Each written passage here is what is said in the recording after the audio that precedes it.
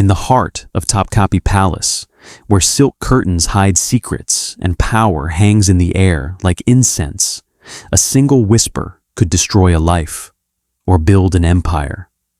Before sultans gave orders, before viziers wrote decrees, before queens waged their silent wars, there were the unseen ones, the listeners, the shadows, the whisper carriers. Today, we dive into the invisible machinery behind the Ottoman Empire. The eunuchs, messengers, and rumor dealers who shaped the destiny of Sultan Suleiman's court. From Hurem Sultan and Mahidevran to Shehzada Mustafa, Mihrimah, Rustam Pasha, and the power-hungry courtiers, they all depended on one thing, information. And whoever controlled the whispers, controlled the palace. This is the whisper network of the Ottoman Empire. In Magnificent Century, we often see the palace dazzling with gold, jewels, orchestras, feasts, and elaborate rituals. But beneath all that beauty lies a world much darker, quieter, and far more dangerous. The palace functioned like a living organism, but its nervous system, its silent communication network, belonged to three groups. The black eunuchs were loyal to the harem, guardians of secrets. Men like Sümbül Aya, sweet, funny, but incredibly effective as a secret informant. The white eunuchs as the guardians of the sultan's private chambers, carrying messages directly to the throne. Palace messengers and servants as silent, fast, unnoticed, perfect tools for passing notes, warnings, and lies. Their job? To listen, to deliver, and sometimes to manipulate the truth. Because in Topkapi, truth was never simply truth. It was a weapon, and Magnificent Century dramatizes this perfectly. Let's begin with the woman who mastered the art of whispers more skillfully than anyone in Suleiman's palace. Hurem Sultan. She did not come from noble blood. She did not inherit political power. She didn't arrive with wealth, lands, title, or an army. What she did have was a brilliant mind. Hurem quickly learned that in the harem, information is currency. Who was her most powerful tool? It was Sümbül Aya. The comedic, charming, slightly panicked chief eunuch becomes, without anyone declaring it, Hurem's intelligence officer. Think back to the scenes. Sümbül rushing breathlessly through corridors to warn Hurem about Mahidevran's plots, delivering secret letters to Rustem Pasha, alerting her when Mustafa gains favor among the Janissaries, and spreading rumors, softly, carefully, throughout the harem to shape opinion. While others saw Sümbül as amusing, Hurem saw him as indispensable. Do you know why? Because he could go anywhere. Women's quarters, servants' chambers, kitchens, baths, corridors. He heard everything, every argument, every plan, every whispered insult, every rumor worth turning into an advantage. And Hurem used this to build her own power. A whisper in the ear of the Valide, a warning before a trap, a rumor that undermined a rival. Hurem didn't just survive, she thrived, because she mastered the whisper network. In Magnificent Century, letters often change everything. A simple folded paper could save a life, destroy a career, ignite a war, or bring a lover to the Sultan's chambers. Eunuchs and messengers were the gatekeepers of written truth. Let's explore a few iconic examples. The letters between Hurem and Suleiman. Their love letters traveled through hands that could have easily destroyed them. Sometimes, a jealous rival intercepted them. A vizier delayed them. A eunuch delivered them at the exact right moment to influence the Sultan's mood. These letters weren't just romantic. They were political tools. In one episode, a single delayed letter tilted Suleiman's opinion at a crucial moment. Prince Mustafa's correspondence. Mustafa relied heavily on messengers, letters to his allies, communications with the Janissaries, reports from governors who supported him, but his enemies knew this, and so his letters were watched, intercepted, copied, altered. Rustam Pasha and Hurem famously used letters to frame Mustafa, forging correspondence suggesting he sought the throne. This was one of the most dramatic examples of the whisper network turning deadly. A whisper became a rumor became an accusation became the end of a prince. Mihrima Sultan, the silent strategist.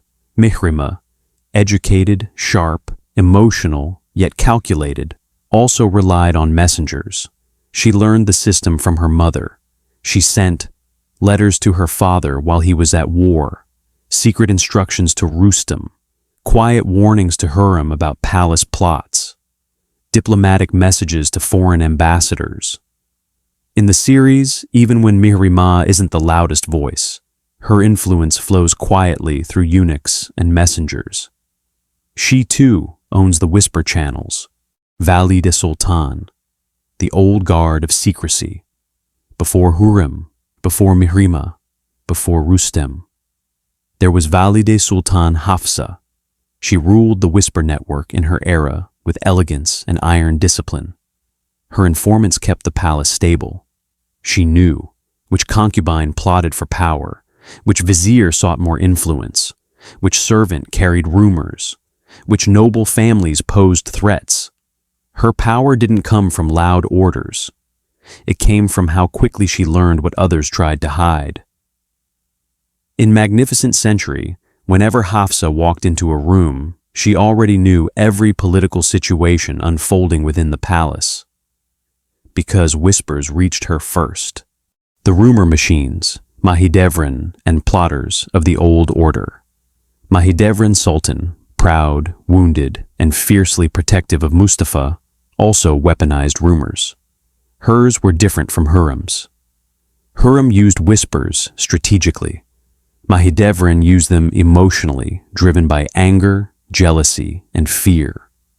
She allowed servants to gossip, eunuchs to spread fear of Hurem, rumors to poison relationships, but her whispers lacked one thing Hurem possessed: consistency and control.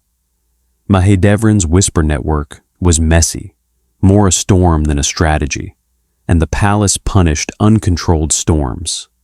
In the end, Hurem's organized information system proved far more effective. The Kapi Ayasi, the master key of the palace. We must not forget one of the most powerful positions in the palace, Kapi Ayasi, the chief white eunuch. He controlled access to the Sultan, the imperial chamber, the inner palace, diplomatic secrets, state documents. In the series, this figure is often in the background, yet always present. He knows everything, sees everything, and controls the very path messages must travel.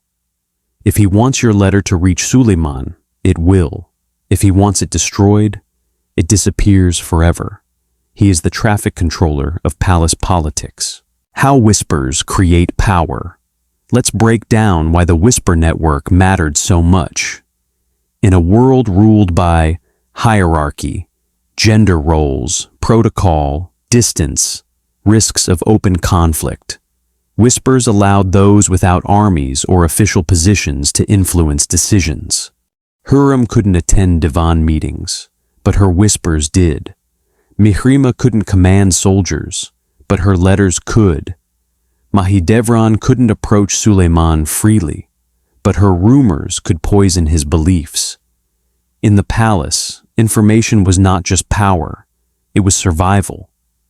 One whisper could destroy a prince, elevate a concubine, manipulate a sultan, create alliances, end alliances, shape the fate of the empire. And in Magnificent Century, this invisible power shapes almost every storyline. The whisper that killed a prince. No part of the series demonstrates the deadly strength of the Whisper Network, more than the tragedy of Shehzade Mustafa. Mustafa's fall was not caused by a battle, not by rebellion, not by failure. It was caused by a forged letter, a rumor, a whisper. That whisper reached the ears of Suleiman, and once a whisper becomes truth in the mind of a ruler, there is no undoing it. This was the most devastating example of information as a weapon, and it reshaped the Ottoman Empire forever. Conclusion: the shadows that ruled the empire.